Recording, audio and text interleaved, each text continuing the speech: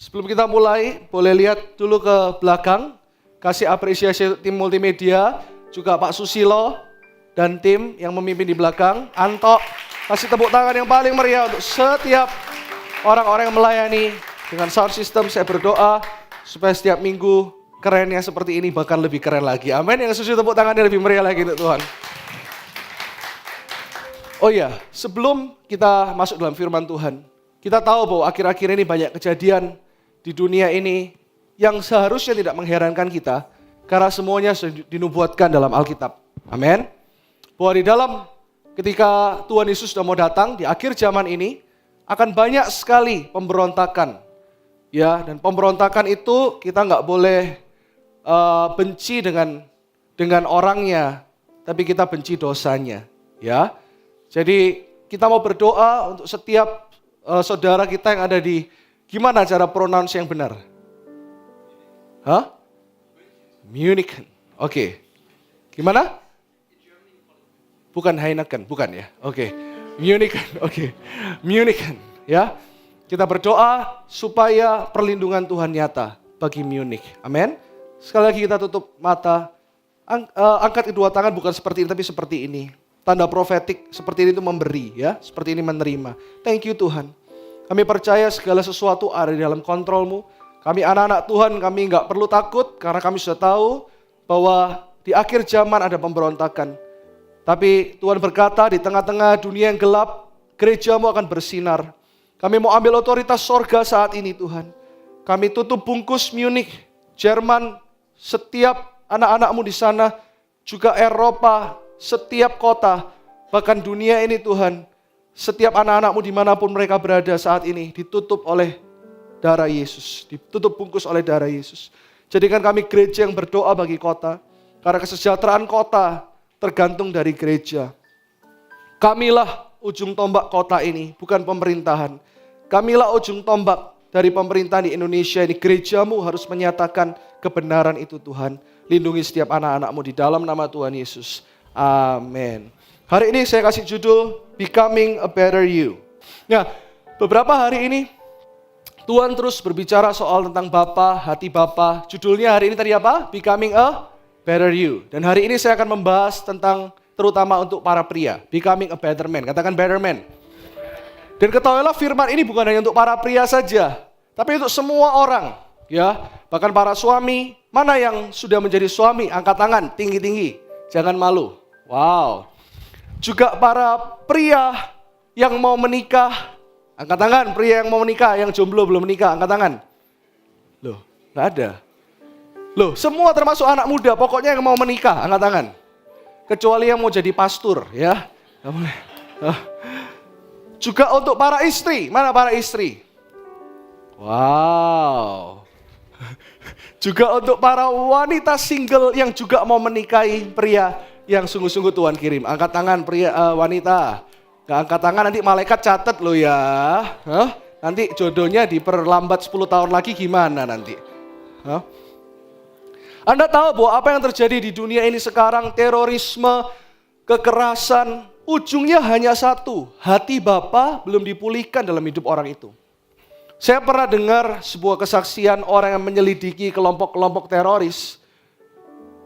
Orang-orang dilatih bahkan untuk menyerahkan nyawanya, untuk menjadi martir, untuk bahkan sesuatu yang mereka nggak tahu. Tuhan yang mereka nggak kenal. Tapi mereka bisa sebegitu radikalnya menyerahkan hidupnya. Bahkan orang yang meneliti ini berkata bahwa di setiap kelompok-kelompok terorisme mereka itu sekalipun mereka membawa nama agama, tapi percayalah bahwa agama itu pun juga tidak setuju dengan apa yang mereka lakukan. Mereka pelatihannya, live groupnya lebih dari kita. Ya, kalau kita seminggu sekali itu live group setiap hari dari pagi sampai malam. Belajar firman menurut mereka. Belajar bagaimana untuk menjadi martir yang radikal dan itu bertahun-tahun. Dan setelah diselidiki, rata-rata anak-anak yang diikutkan seperti itu adalah anak-anak yang biasanya notabene broken home. Saya nggak selalu bilang broken home itu anak-anaknya jadi pemberontak, enggak. Karena ada broken home, tapi ada single parent yang dipulihkan Tuhan. Sehingga anak-anaknya nggak perlu seperti itu. Broken home juga bukan selalu orang tua yang cerai, belum tentu. Kadang-kadang orang tua mungkin secara fisik itu hadir, tapi secara fungsi tidak ada. Jadi ini adalah anak-anak terhilang di dalam hati mereka. Mereka mencari figur ayah. Makanya ketika mereka dikumpulkan di tempat-tempat pelatihan seperti ini, itu orang yang pemimpin mereka, itu seperti bapak mereka. Makanya ketika mereka disuruh bunuh diri, disuruh apa aja, mereka mau melakukannya. Karena dunia mencari figur bapa. Bahkan Yohanes sudah menubuatkan ketika Yesus ada di bumi 2000 tahun yang lalu, Filipus berkata kepada Tuhan, Tuhan, saya nggak buka ayatnya.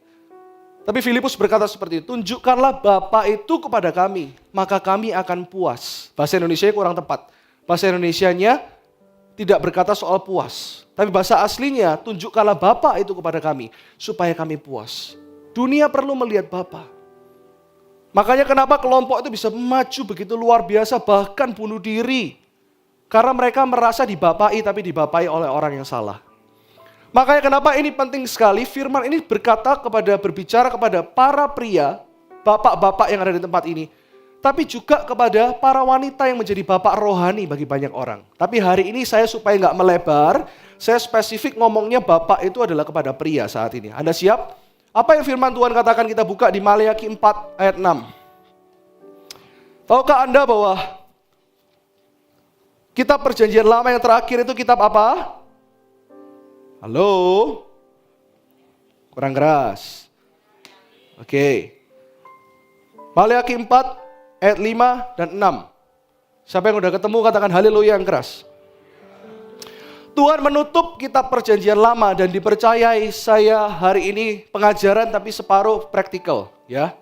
Pastor Dennis dan Pastor Kasus sudah datang karena tadi pagi ada tugas pelayaran di tempat lain. But they come in time. Ya, karena memang mereka mau menikah, jadi mereka datangnya tepat gitu loh ya.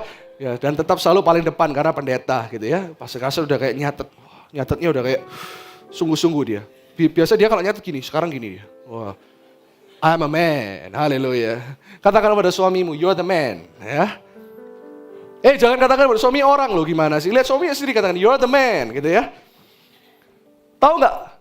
Dipercayai kitab Maleakhi dan ditulis kitab perjanjian baru, Anda lihat tulisan lembar putih, coba semua yang bawa Alkitab diginiin.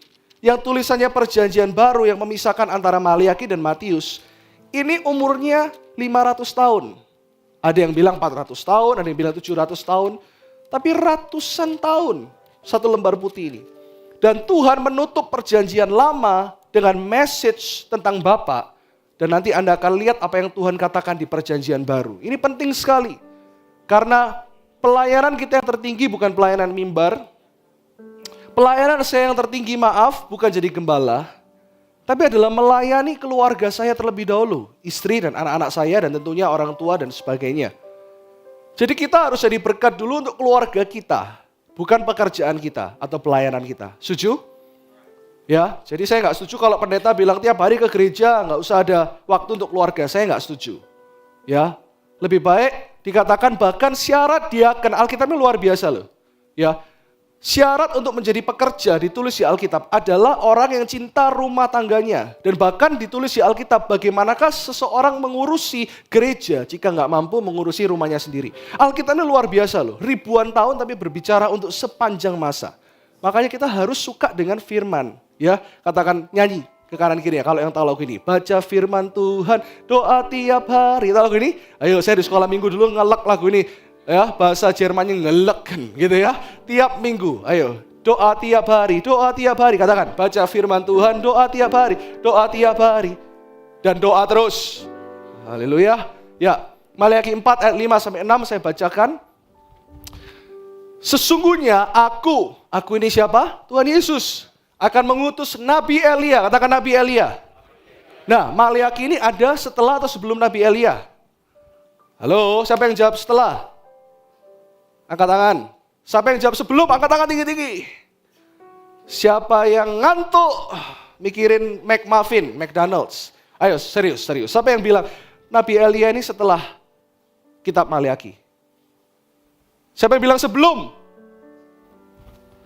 Elia itu jauh sebelum kitab Maleakhi bukan?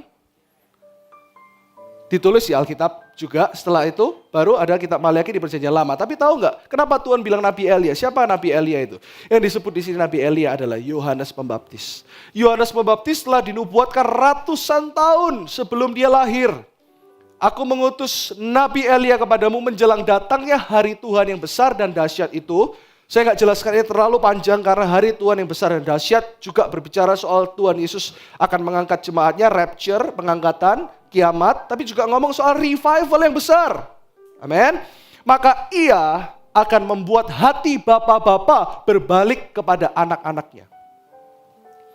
Kenapa ketika hati para pria berbalik kepada anak-anaknya, berbalik kepada rumah tangganya, berbalik kepada istrinya, berbalik kepada setiap anggota keluarganya, maka revival akan terjadi. Kita berdoa terus untuk revival, kesembuhan terjadi. Tahu nggak, revival akan terjadi dalam keluarga-keluarga terlebih dahulu.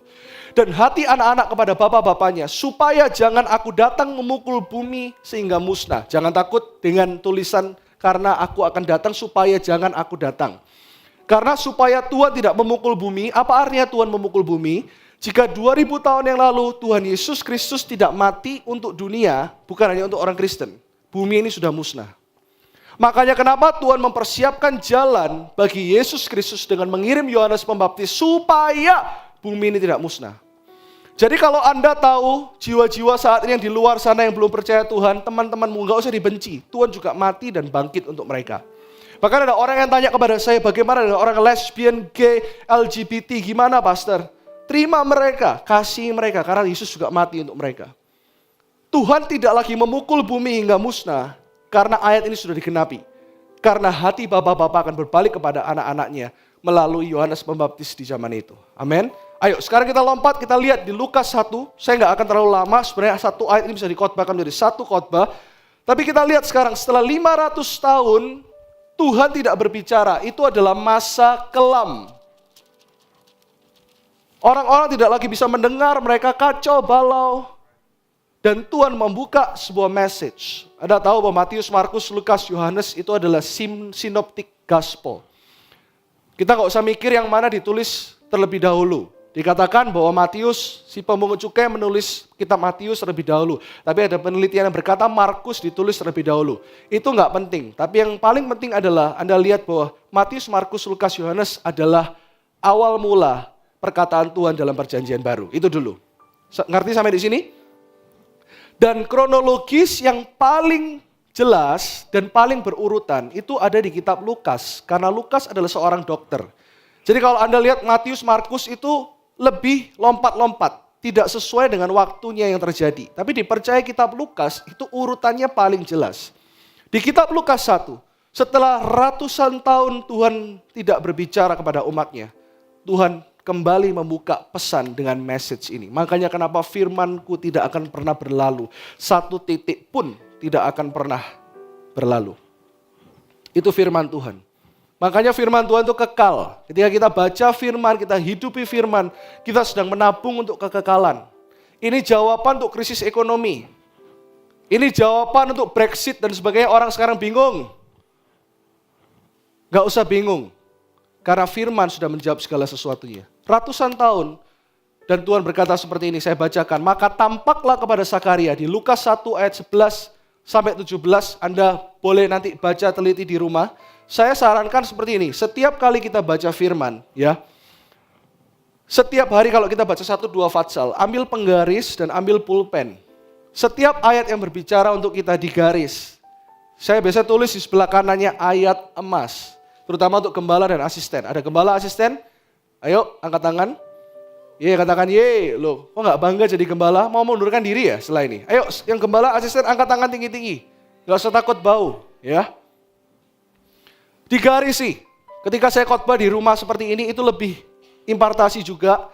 Lain kalau saya khotbah di luar, saya nggak akan ngomong yang seperti ini. Tapi ketika di rumah, itu adalah khotbah yang paling saya suka. Karena I love my home. Do you love your home? Katakan, do you love to read your Bible? Ya. Maka tampaklah kepada Sakaria, seorang malaikat Tuhan. Siapakah Sakaria? Papanya Yohanes Pembaptis. Berdiri di sebelah kanan mezbah pembakaran ukupan. Melihat hal itu, ia terkejut dan menjadi takut. Sabar ya, kalau agak banyak ayatnya. Tetapi malaikat itu berkata kepadanya, "Jangan takut hai Sakaria." Sakaria dan Elisabet selama sekali menantikan anak. Dan tahu nggak, Tuhan itu luar biasa. Bahkan nama Sakaria itu ada artinya. Saya nggak akan khotbah panjang tentang ini, tapi saya kasih tahu backgroundnya. Sakaria artinya God remembers. Tuhan itu mengingat.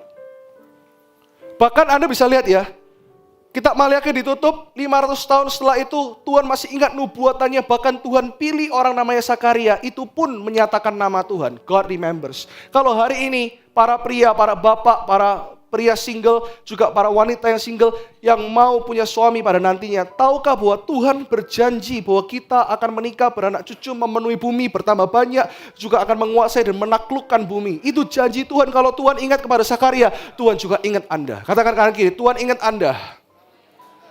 Amin, itu janji Tuhan. Sebab doamu telah dikabulkan. Dan Elisabet, saya lebih heran lagi ketika saya lihat arti nama Elisabet. Elisabet artinya adalah janji Tuhan. Jadi Sakaria dan Elisabet artinya adalah Tuhan mengingat janjinya. Alkitab begitu hidup, firman begitu hidup, kenapa kita nggak menyukainya? Renungkanlah ini, karena ini adalah Taurat Tuhan dan renungkannya itu siang dan malam.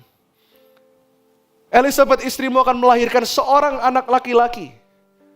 Bagimu dan haruslah engkau menamai dia Yohanes. Ya, lanjut selanjutnya. Engkau akan bersukacita dan bergembira, bahkan banyak orang akan bersukacita atas kelahirannya itu, sebab ia akan besar di hadapan Tuhan dan ia tidak akan minum anggur atau minuman keras dan ia akan penuh dengan Roh Kudus. Katakan penuh dengan Roh Kudus. Mulai dari rahim ibunya ia akan membuat banyak orang Israel berbalik kepada Tuhan Allah mereka. Yohanes mempersiapkan jalan bagi Tuhan Yesus, bukan? Amin. Terus lanjut. Dan ia akan berjalan mendahului Tuhan. Mendahului siapa? Tuhan Yesus. Mempersiapkan jalan bagi Tuhan. Dalam roh dan kuasa Elia untuk apa? 1, 2, 3. Membuat hati bapak-bapak berbalik kepada kurang keras. 1, 2, 3. Untuk membuat berbalik kepada anak-anaknya. Dan hati orang-orang durhaka kepada pikiran orang benar. Dan dengan demikian menyiapkan bagi Tuhan suatu umat yang layak baginya. Kalimat terakhir, dan dengan demikian menyiapkan bagi Tuhan suatu umat yang layak baginya, artinya gini, dan menyiapkan bagi Tuhan sebuah tuaian, sebuah revival yang besar ketika hati bapak-bapak terlebih dahulu, dengar para pria, berbalik kepada anak-anaknya dan keluarganya. Revival terjadi ketika setiap pria tahu fungsi kita itu apa. Kita dilahirkan, dikatakan seperti ini, terlahir menjadi laki-laki. Itu terserah Tuhan, betul? Tapi terlahir untuk menjadi pria sejati adalah pilihan. Anda gak bisa pilih jadi laki atau perempuan, tapi menjadi pria sejati. Itu adalah pilihan untuk berjalan bersama Kristus. Saya gak akan jelaskan, tapi ayat ini saya harusnya mau khotbahkan untuk satu seri yang lain, tapi saya akan lanjut ke praktikalnya aja. Kenapa kok Bapak? Anda harus tahu bahwa pria diciptakan terlebih dahulu sebelum wanita. Bukan derajatnya berbeda. Tapi fungsi pria adalah untuk menjadi pemimpin. Ada 2 kata laki-laki dalam Alkitab. Arti kata pria, laki-laki yang pertama, adalah sumber. Kita harus jadi sumber sukacita bagi keluarga kita. Amin. Laki-laki itu arti dalam Alkitab adalah sumber. Juga sumber penghasilan, sumber keuangan of course. Tapi yang pertama sumber sukacita. Ada cerita yang lucu, teman saya pernah cerita seperti ini. Kita para pria itu harus menjadi di dalam rumah itu kita harus menularkan yang baik. Karena ada seorang dokter dari salah satu universitas yang sangat terkenal di Jakarta yang melakukan penelitian. Stres itu ternyata ditularkan dari pemimpin. Dan pemimpin dalam rumah itu siapa? Pria. Ya kan? Kebanyakan stres ditularkan dari pemimpin, makanya kita jangan stres. Ada cerita seorang bapak kalau bekerja dan tiba-tiba bosnya juga pria, stres juga, dimarahin. Sudah jam 5 sore dikatakan kamu pokoknya harus selesaikan laporan keuangan ini. Gak mau tahu, besok jam 8 pagi harus ada di meja saya. Nah suami yang bekerja ini juga stres. Aduh gimana sudah jam 5. Pulang istrinya gak ngapa-ngapain. Cuma tanya, Pak mau jus gak? Aduh gak usah jus-jusan lah, tanya-tanya aja stres kan. Istrinya juga bingung. Loh kok aku tiba-tiba dimarahin? Kenapa sih? Aku gak salah apa-apa loh. Ya kan tertular dari stres pria, suami kepada istri. Wah, istri langsung, yes pastor, yes khotbah kayak gini terus pastor. Iya, saya lihat wanita-wanita itu sumringah hari ini ya. Haleluya. Ketawanya paling kenceng yang wanita. Terus sinyo datang sore-sore, ya, sudah jam 6 itu. Ayo cepat mandi. Mamanya ngomel, cepat mandi ya lo, kamu ini. Padahal sinyo bingung, lo mas sudah mandi lo. Enggak, kamu masih bau, mandi lagi, kamu mandi lagi. Stres, anaknya bingung, lo ngapain sih? Anaknya tertular stres dari mamanya. Mamanya dari, yang salah siapa? Kurang keras, yang salah siapa? Iya, bukan, yang salah bosnya papanya. Terus si mbak tanya, Nyo mau makan? Nyo nggak mau, mbak nggak enak makanannya. Mbak juga bingung, anyep nggak mau makan. Mbak juga bingung, si Nyo ngapain marah-marah? Mbak jadi stres, siapa yang salah? Bosnya. Terus si Blacky datang juga gitu ya, nggak salah apa-apa. Mbak biasanya sayang Blacky datang cuma jilat kaki mbak, ditendang Blacky. Wukai! Blacky ngamuk. Blacky dalam hati kalau Blacky bisa ngomong, itu bos gila gitu ya. Blacky pengangguran keluar rumah. Lihat tetangga biasanya senyum-senyum. Tapi lihat tetangga kayak lihat burger. Tiba-tiba kaki tetangga digigit. Tiba-tiba luka tetangganya. Terus terusin lagi ya. Yang salah siapa? Ya yang pertama. Harusnya kita menularkan sukacita. Dan yang kedua dikatakan, Bapak itu adalah fondasi. Arti dari kata pria dalam Alkitab adalah Aba, itu artinya adalah fondasi. Yang namanya fondasi kalau kita bangun ini. Fondasi itu masa waktu kita bangun ini kontraktor, di sini ada kontraktor Pak Hartono juga yang mengepalai dan sebagainya. Masa kalau Pak Hartono bangun itu fondasinya dikasih ornamen, bahkan telepon saya, Pastor, kita lapisi fondasi ini dengan emas dari Bangkok, Pastor. Siapa yang mau lihat? Fondasi itu di bawah, gak ada yang lihat. Tapi fondasi itu penting gak? Penting. Makanya kenapa, hai wanita single, jangan lihat penampilannya doang. Penampilan bisa diperbaiki. Ini contohnya. Saya gak malu ngomong gini. Dulu waktu saya masih ngejar istri saya kira penampilan saya keren. Makanya para pria yang merasa keren, tunggu dulu. Kalau Anda sudah menikah, saya berkati, saya mau lihat. Itu baru kerennya Anda yang sesungguhnya. Kalau istri Anda berdoa dan terus menyayangi Anda juga dengan doa dan firman. Dulu saya celana cutbray, rambut segini, semir gitu ya. Saya kira keren. Waktu saya jadian sama dia, langsung dia bawa saya ke toko baju. Saya bilang, ganti semua bajumu. Kamu gak keren, kamu jadul. Makanya penampilan itu bisa diperbaiki lah. Ya, itu relatif lah. Tapi yang di dalam ini jauh lebih penting. Makanya jangan kalau dia bawa yang pribadi-pribadi doang, mobil pribadi, dompet pribadi, ya, pribadi mamanya maksudnya atau papanya. Jangan cuma tertipu dengan apa yang di depan mata, tapi lihat fondasinya, lihat hubungannya dengan Tuhan. Saya kasih 5 tips praktis, 5 hal yang Tuhan inginkan ada dalam hidup para pria. Ya, yang pertama, bapak-bapak siap? Jomblo-jomblo yang mau menikah siap? Saya bisa melihat para istri itu sekarang senyumnya sama saya beda loh. Wah, adik pulang pasti udah nyalamin saya. Thank you, Pastor. Setiap kali saya khotbah keluarga, saya masih ingat terakhir saya khotbah keluarga bulan Februari.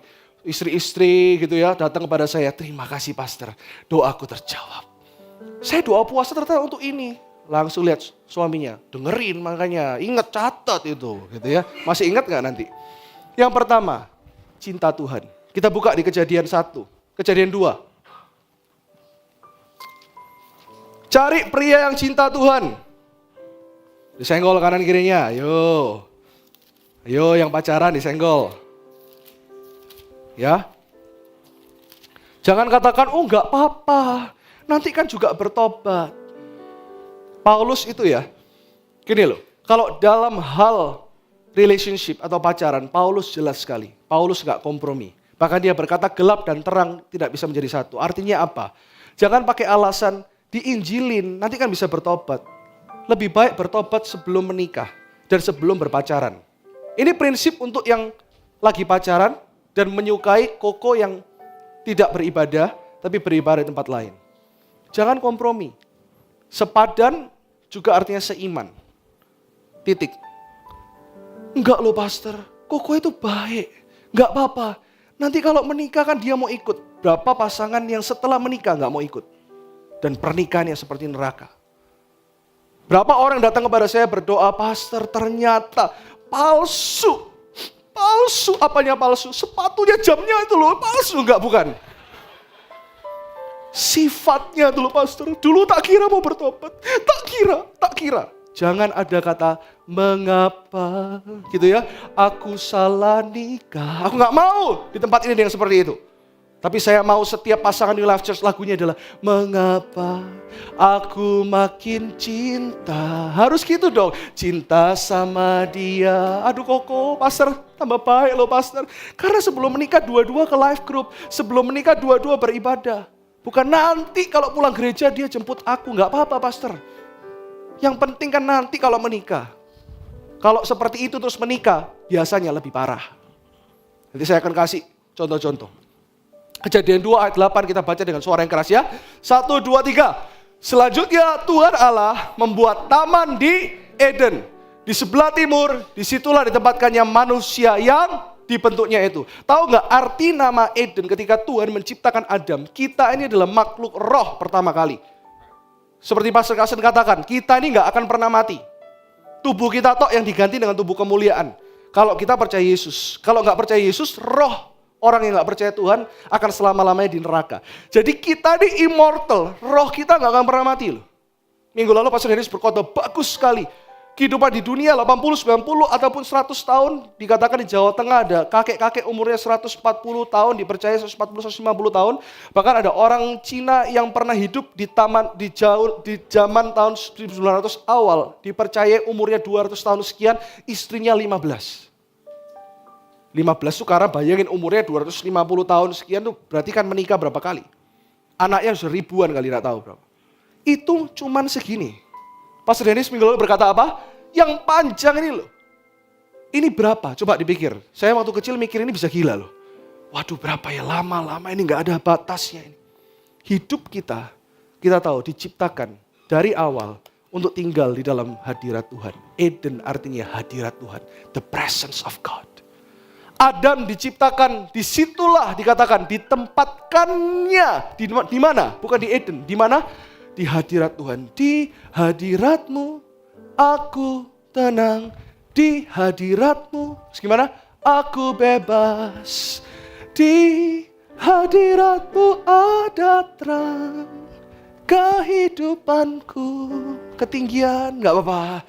Menyatakan kasih kemurahanmu, lagu jadul aku suka.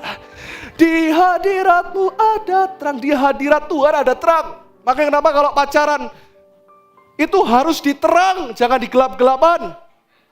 Loh nggak ada amin. Kalau pacaran itu di mana? Terang. Jangan cari bioskop, sinema 5, film yang udah mau kelar 2 minggu, 2 hari kemudian sudah sepi-sepi paling pojok. Supaya gak dilihat orang. Kalau nonton bioskop mau nonton film gak apa-apa. Tapi kalau nonton bioskop gunanya untuk gelap-gelapan. Tuhan bilang diciptakan untuk terang dan dalam hadirat Tuhan. Yang suka gelap-gelapan masih pacaran, bertobat. Sungguhan. Saya selalu kasih tahu kepada pasangan yang konseling. Hidup kudus itu gak susah. Karena kita hidup dalam kasih karunia. Kalau kita mengerti pewahyuan ini, lebih baik kita menunggu daripada kita hidup sembarangan. Lalu kita menuai kecurigaan. Kita menuai dikit-dikit marah. Tuhan memang bisa pulihkan, yes. Tuhan selalu bisa pulihkan. Tapi lebih baik kalau bisa lebih baik dari awal. Ngapain harus cari diobati? Lebih baik kita mencegah daripada diobati. Amin. Lebih baik kita hidup kita maksimal di hadapan Tuhan. Hadirat Tuhan, the presence of God. Tuhan ingin setiap pria itu sungguh-sungguh menemukan hadirat Tuhan dalam hidupnya. Makanya jangan ada kompromi dalam hidupmu. Yang wanita jangan berkata seperti tadi, nanti juga bertobat. Ini nasihat untuk juga para orang tua. Saya kasih kesaksian aja ya dalam hal yang praktikal ini. Hadirat Tuhan. Bagi orang-orang yang sudah menikah, para suami yang sudah menikah. Sekali lagi angkat tangan. Tipsnya simple sekali. Ciptakan kebiasaan rohani di dalam rumah tanggamu.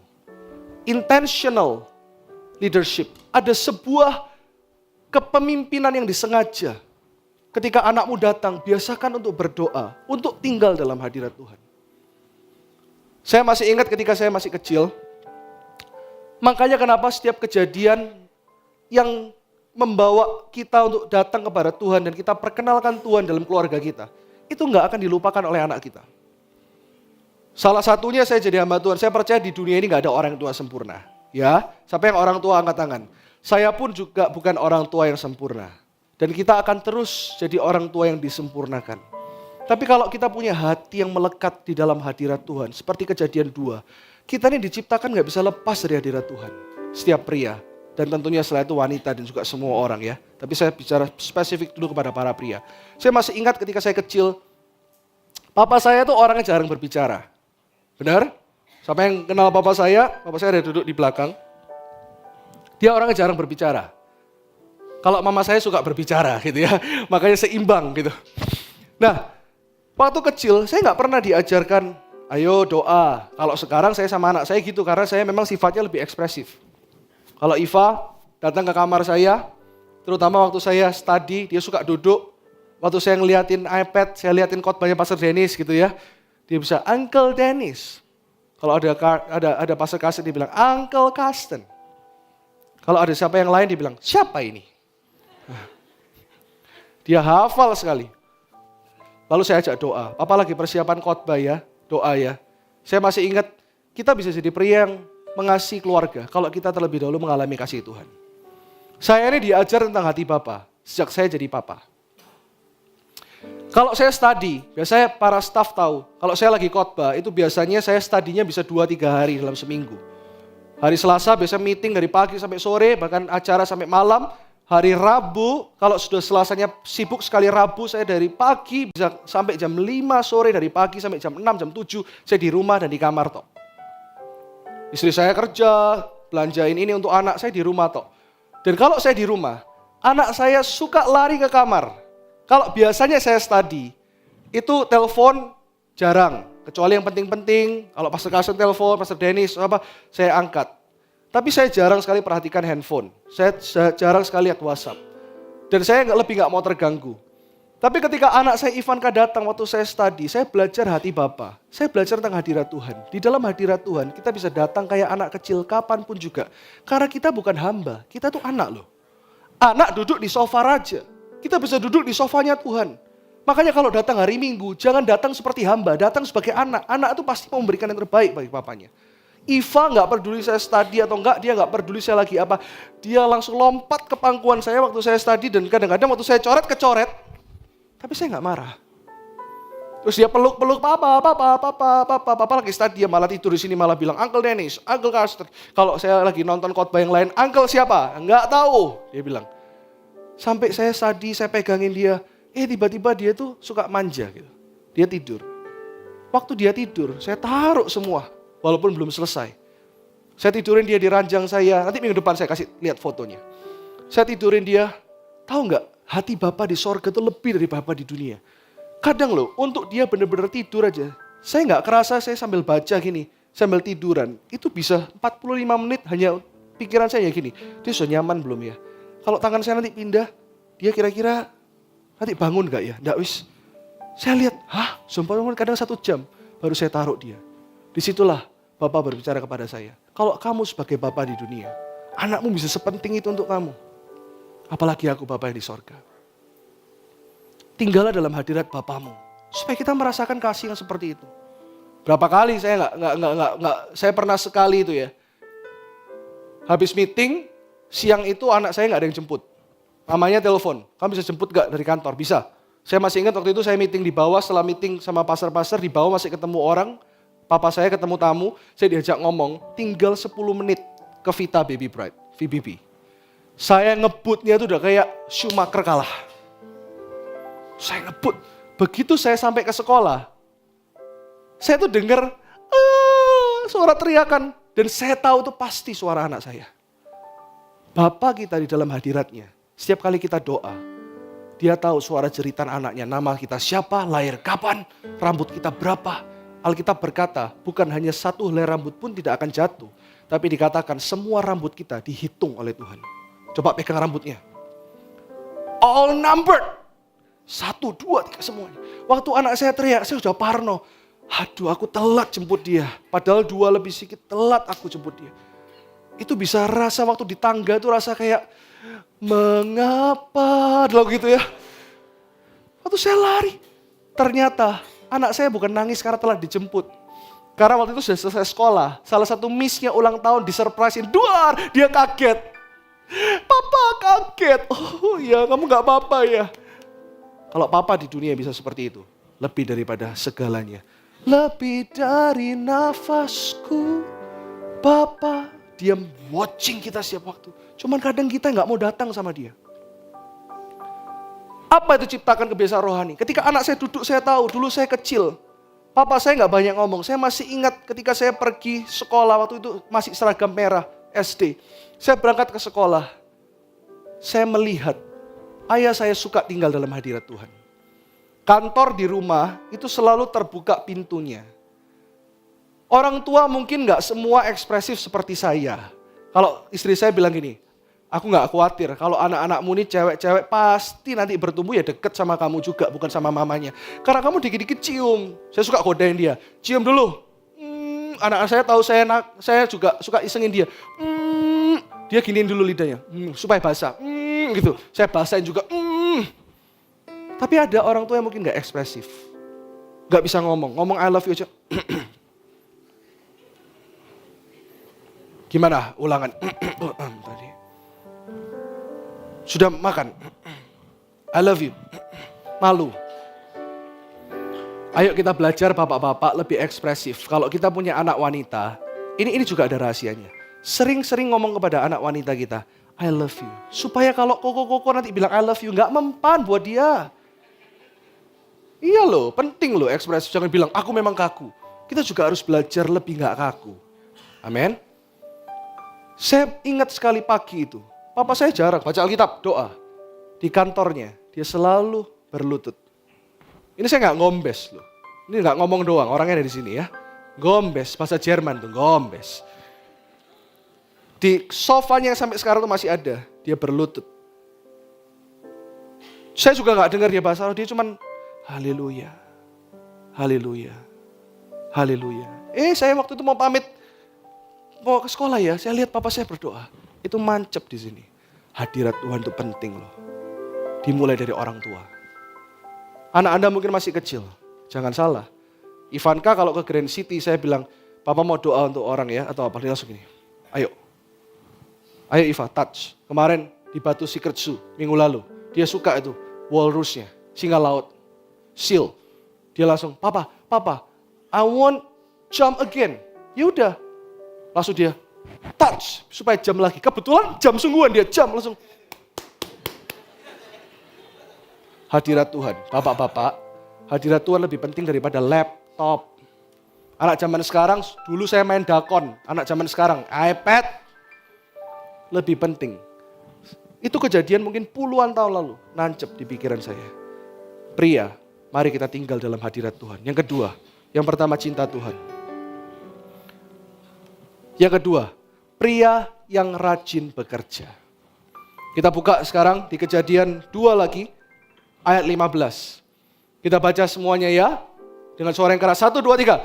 Tuhan Allah mengambil manusia itu dan menempatkannya dalam Taman Eden untuk mengusahakan dan memelihara taman itu. Siapa yang Tuhan tempatkan terlebih dahulu? Pria. Tuhan menaruh Adam manusia itu dan menempatkannya dalam hadirat Tuhan Taman Eden untuk mengusahakan dan memelihara taman itu. Itu artinya para pria ketika kita bekerja, mengusahakan dan memelihara pekerjaan kita itu di dalam hadirat Tuhan. Makanya kenapa pria itu diciptakan, saat ini saya berdoa untuk setiap pria, kita harus jadi pria yang tangguh. Saya selalu katakan kepada full timer, ya semua staff, bukan hanya pria, tapi ini saya ngomong khususnya pada pria. Kita nggak boleh malas. Apapun yang kita punya, bawa ke dalam hadirat Tuhan. Sekalipun kita cuma bisa, mungkin apa? Dulu saya nggak bisa nyanyi, Bapak Ibu Saudara. Saya dulu cuma bisanya main piano. Tapi ketika saya tahu dapat visi dari Tuhan, saya harus jadi WL. Sampai hari ini pun suara saya pas-pasan lah. Saya suaranya nggak bagus kok. Kalau suara yang bagus tuh Ferdinand, adik saya itu suaranya bagus. Beryl, ya, saya lebih bagus lah kalau dari Beryl. I'm just joking ya. Nah, saya ya, bercanda ya. Jangan gitulah Beryl, langsung kayak ketawanya gini. Tapi saya berusaha untuk setia. Teman saya pernah tahu dulu waktu saya tinggal di Australia, waktu saya SMA kelas 2, saya sekolah di sana. Waktu saya dapat visi, kamu harus jadi WL. Setiap hari, setiap pagi, saya latihan vokal 3 jam. Teman saya sampai bilang, kadang-kadang saya diketawain. La la la la la la la la la. Latihan pernafasan. Itu aja guru saya orang Korea. Ngomong gini, suaramu kayak kodok. Tapi saya langsung ambil itu, kodok. Lihat 2 bulan lagi, kamu yang kodok. Ngerti maksud saya? Saya belajar untuk gigih. Saya belajar untuk ketika Tuhan taruh visi ini pasti tergenapi. Karena Tuhan berkata, kalau aku berjanji Tuhan genapi. Ini bukan menyombongkan diri saya sama sekali, enggak. Latihan aja suaranya masih pas-pasan. Apalagi kalau enggak latihan. Ngerti maksud saya? Gigih, katakan kepada para pria, gigih. Itu juga saya belajar seperti ini. Saya enggak membanggakan, semua orang tua ada kekurangannya. Orang tua saya pun bukan orang tua yang sempurna. Tapi saya masih ingat, saya dilatih untuk gigih. Itu dari sejak saya muda. Saya pernah dengar cerita ya. Kita ini anak-anak muda difasilitasi lebih hebat. Coba orang tua kita, Pak Hasan. Ini juga sudah seperti ayah saya, seperti om. Dia om tapi sudah seperti ayah saya. Tahu nggak zaman Pak Hasan, zaman papa saya dulu? Umur 12 tahun sudah kerja. Umur 12 tahun sudah harus dari Surabaya ke Jakarta naik truk. Saya pernah diceritain juga sama beberapa anak muda di tempat ini. Yang orang tuanya dari sejak muda mereka bekerja luar biasa. Salah satunya Yosep cerita bagaimana dia bangga sama papanya. Pernah nggak ngomong di depan papa, aku bangga padamu papa. Ayo cepat sekarang lari ke papamu, katakan aku bangga. Suka cerita ke saya, Koko kalau nggak tahu ceritanya papa dulu itu ya luar biasa gini. Kita harus jadi orang gigih. Sekalipun kadang-kadang didikan orang tua juga nggak selalu tepat. Tapi kita harus melihat kepada Tuhan. Tuhan itu adalah Tuhan yang gigih. Dia tahu bahwa dia harus mati dan bangkit untuk kita supaya dunia diselamatkan. Dia konsisten. Jadilah pria yang konsisten dengan visimu. Jangan jadi pria yang suka ngomong iya, besoknya enggak. Terus minggu depannya lupa aku. Amin. Sekalipun kita nggak sempurna, kita terus disempurnakan oleh kasih karunia Tuhan. Amin. Senggol kanan kirinya. Apalagi yang mau menikah, kamu itu seperti itu. Rajin. Ya, yang ketiga, saya akan lompat aja. Ya rajin, nanti Anda bisa belajar dulu praktikalnya. Dulu saya masih ingat, ya namanya kita ini anak muda. Dulu waktu saya pacaran dulu saya melayani full time itu bukan berarti ngantor. Dulu saya penginjil, sering kemana-mana, punya album, diundang kanan kiri. Tapi saya juga bekerja 9 to 5, 9 sampai 5 di kantor. Papa saya yang di tempat lain. Namanya anak muda kan kadang-kadang ya nakal-nakal sedikit lah gitu ya. Jam 3 sudah nggak ada kerjaan gitu. Waktu itu saya sudah pacaran dengan Jessica gitu ya. Rumahnya kalau dari kantor yang situ atau dari sini tinggal lurus aja lempeng nyampe. Dan biasanya jam 3 itu jam nggak macet. Ya, saya jam 3 alasan. Waktu saya telepon, saya sudah selesai loh di kantor. Dia itu orangnya disiplin. Dia, loh ini kan masih jam 3, nggak apa-apa. Karena nanti kalau jam 4 ke rumahmu, ya namanya ini kan pinter ngomong gitu ya. Nanti macet. Nanti kalau macet diayani 4:30, jam 5, kamu lapar loh nanti kalau pergi. Oh dia bilang, sungguhan, selesai. Ya udah. Oh saya langsung berangkat. Saya masih ingat, mama saya telepon di tengah jalan. Kadang-kadang suka gitu, dulu saya suka dicek. Kamu di mana? Gitu ya, kamu di mana? Ya, hamba Tuhan gak boleh bohong. Di jalan, kemana? Nonton. Loh, kok nonton? Jam berapa ini? Jam 3. Di Sutos kan deket. Ya, ini kan jam kerja. Loh kan sudah selesai semua kerjaannya. Saya masih ingat. Ya walaupun sudah selesai. Mama saya ngomong gini. Jam 5 selesai kamu baru pulang. Loh kenapa? Ya enggak apa-apa. Ya pokoknya gitu. Anak muda jangan langfeesjen. Wah, langfeesjen itu apa? Buang waktu. Itu langsung saya terintimidasi. Nonton enggak ya? Tapi itu jadi kegigihan buat kita. Makanya kalau ada sekarang yang jomblo, yang diomelin orang tua soal hal ini. Nanti Anda waktu menikah akan mengerti betapa pentingnya waktu. Loh terus kalau gak ada kerjaan, saya kan suka argumen, suka godain. Ya wes dodo aja. Loh kenapa? Ya nonton tuh malam, bukan siang. Saya masih ingat loh, dan itu ingat sampai sekarang. Jadi bukan berarti nanti pulang gak boleh ke mall, besok ya siang-siang. Enggak, maksud saya gini, kalau penting ketemu orang gak apa-apa, jangan terus gak boleh. Tapi maksudnya saya bisa ngerti, oh iya, ternyata rajin itu kemauan Tuhan. Ini loh, Tuhan menyuruh mereka untuk rajin bekerja, menyuruh Adam untuk memelihara taman itu, mengusahakannya. Anda mau gak berusaha? Selalu ada jalan. Amin. Yang ketiga, ini untuk yang sudah menikah, bukan untuk jomblo. Mengembangkan potensi pasangannya. Ini praktikal sekali, saya gak buka ayatnya. Tapi para suami, tahukah Anda bahwa istri itu adalah hartamu? Dikatakan bahwa istri yang berdoa juga dari suaminya ketika suami itu tinggal dalam hadirat Tuhan. Saya dengar kesaksian ini, saya nggak akan ngomongkan orangnya siapa, tapi saudara dari jemaat di tempat ini, yang dulunya istrinya itu cuma bisa bikin serabi. Jangan remehkan loh. Sekarang punya toko jajanan pasar yang laris yang minta ampun, kalau saya sebutkan namanya Anda pasti tahu, di Pasar Atom. Ini positif ya, jadi nggak apa-apa. Dulunya cuma bikin petulo, serabi, jualan di pinggir jalan, bikin lagi, nggak enak, bikin lagi. Sampai sekarang bikinannya bukan hanya serabi, semua dia bikin. Sekarang nggak usah bikin lagi, rambutnya udah naik 20 cm, 30 cm.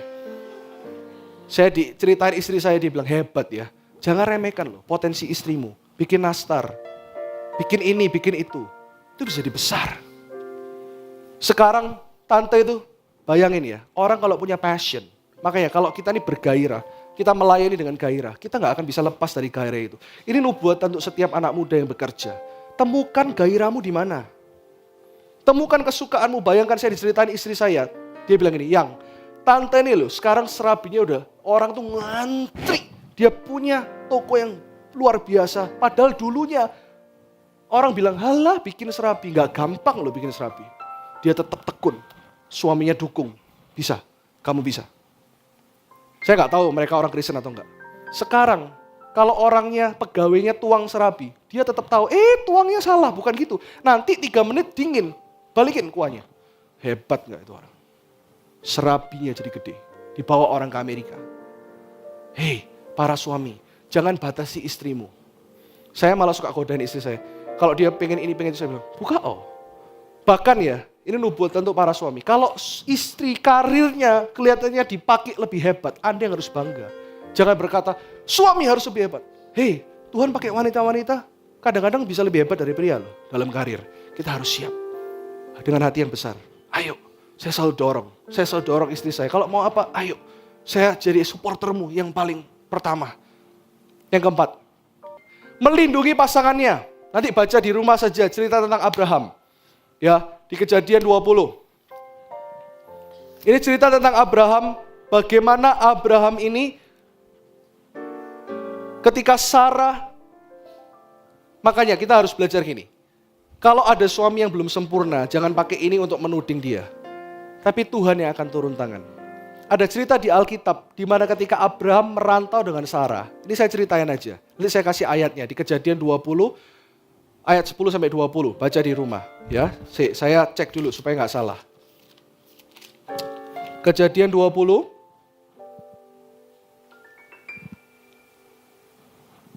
Bentar ya. Yes, benar. Ayat 10 sampai yang ke-18. Nanti Anda baca di rumah. Nggak semua suami itu sempurna. Nggak semua suami otomatis bisa melindungi pasangannya, tapi Alkitab luar biasa. Dikatakan jika ada suami yang belum bertobat, jika dikatakan ada suami yang mungkin rohaninya mundur, secara otomatis, secara rohani, istrinya mengambil alih dan memimpin secara rohani. Secara fungsi tetap yang pria adalah pemimpin. Jangan lupakan hal itu. Wanita diciptakan untuk dilindungi. Bapak Abraham aja ketika namanya masih Abram, dia pernah berbohong karena takut. Ya ini nanti Anda baca di rumah, saya ceritain sedikit aja. Ketika dia ketemu Abimelek, dia ngomong dulu sama istrinya, ini bukan gentleman, dia bilang sama istrinya, kalau nanti kamu ketemu raja-raja, karena aku takut nanti aku dibunuh, kamu ngomong kamu adikku ya. Itu Abram. Dan ketika ketemu Fir'aun, Sarah bilang, ini kakakku padahal suaminya. Dan Fir'aun, ini cerita aja, nanti Anda baca di rumah. Naksir Sarah dan mau mengambil Sarah jadi istrinya, itu pun Abram diem aja. Jadi ada loh cerita di Alkitab, sekalipun hamba Tuhan, tapi kadang-kadang juga ada kekurangan. Jadi makanya kenapa jangan pakai ini semua untuk nuding. Tapi ketika suami belum berperan sebagai suami, para istri tetap doakan karena Tuhan yang akan turun tangan. Ketika Sarah hendak dinikahi oleh Fir'aun, dikatakan di Alkitab, Tuhan memberikan mimpi kepada Fir'aun dan berkata, jangan sentuh wanita itu. Dan bahkan Tuhan menutup semua kandungan wanita yang ada di Mesir. Ketika Abimelek dan semua yang ada di Gerar waktu itu. Dan Tuhan berkata, jangan ambil dia. Jika saat ini ada para suami yang belum sempurna, Tuhan yang sempurna akan turun tangan dan melindungi engkau. Dan tetap berdoa untuk suamimu. Tapi bagi yang belum menikah, juga jangan sampai salah menikah. Saya pernah punya seorang kenalan, bukan juga anak rohani juga bukan, cuman kenalan aja. Tapi karena dia tahu saya pendeta bertahun-tahun lalu, dia telepon saya berkata, dia panggil saya Koko doain. Dia nangis, saya ngomong sama istri saya, kalau ada orang wanita yang perlu butuh bantuan doa, saya selalu cerita, ini loh, orang ini gini-gini, saya selalu terbuka. Pria diciptakan untuk melindungi, bukan untuk menyakiti.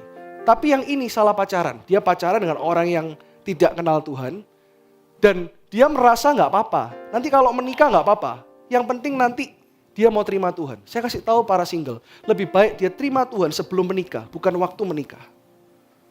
Dan orang ini berkata, aku mau menikah 3 minggu lagi kok.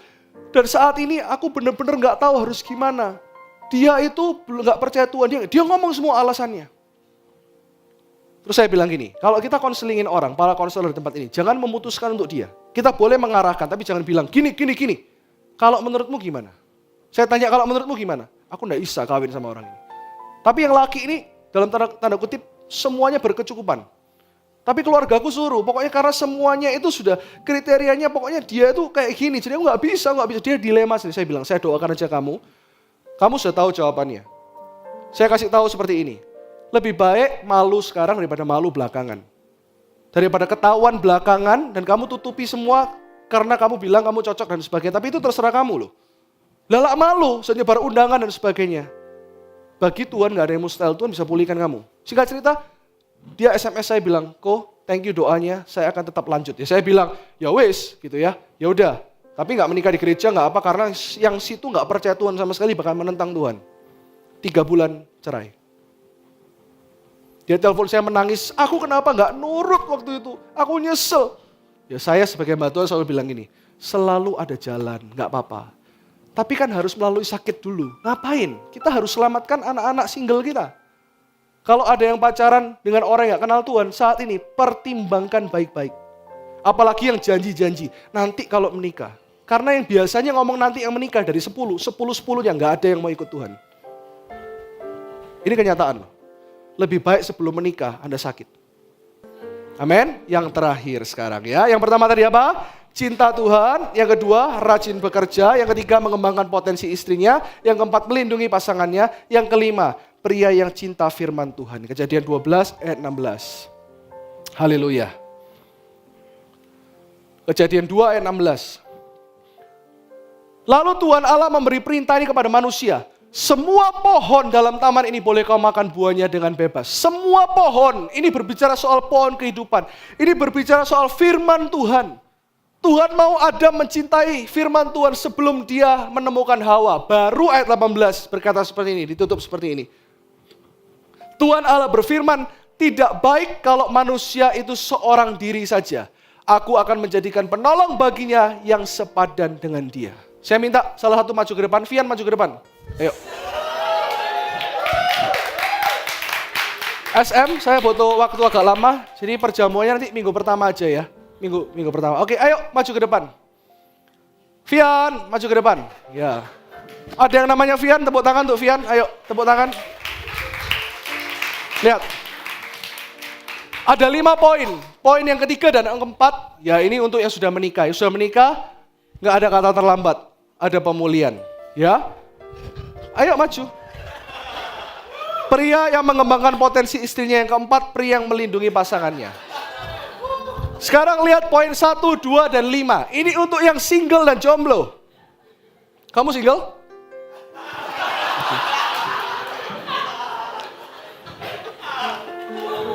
Para single, lihat 3 kriteria ini. Saya tahu ada orang yang single. Yang single jujur, angkat tangan. Yang pertama, Kejadian 2 ayat 8 ketika Tuhan berkata hadirat Tuhan. Yang kedua, Kejadian 2 ayat 15, pria diciptakan Adam untuk mengusahakan. Cinta Tuhan, rajin bekerja.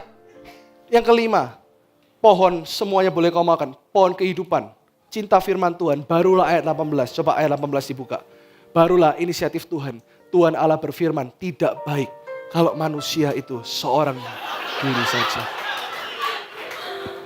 Waktu Tuhan berfirman tidak baik, Vian, kamu seorang diri saja. Tapi sebelumnya ada berapa poin? Halo? 1, 2, dan Berapa poin? 1, 2, dan hai para pria single, sebelum engkau suka tinggal dalam hadirat Tuhan, sebelum engkau punya pekerjaan yang kedua, dan yang kelima, sebelum engkau suka merenungkan firman Tuhan, Tuhan akan berkata sebaliknya, ayat 18. Hai Vian, baik kalau manusia itu seorang diri saja. Ngerti maksud saya? Sebelum dia memenuhi kriteria itu, Tuhan bilang, kamu seorang diri saja dulu. Ini contoh. Tapi setelah 1, 2, dan 5 digenapi, inisiatif Tuhan, makanya jangan takut. Kalian semua pasti punya jodoh yang belum menikah. Tuhan berkata kepada Vian, karena dia anakku juga, aku tahu hidupnya. Aku berkata kepadamu, tidak baik engkau seorang diri saja. Ya, tepuk tangan untuk Vian, haleluya. Mari kita bangkit berdiri sama-sama. Amin. Ngerti ayat ini? Waktu Tuhan bilang tidak baik engkau seorang diri saja, itu setelah 3 poin ini ada dalam hidup kita. Dan yang kedua tadi, yang kelima, ketiga, keempat, melindungi pasangannya, rajin mengembangkan potensi istrinya, itu yang untuk sudah menikah. Ya, ayo mari kita bangkit berdiri sama-sama.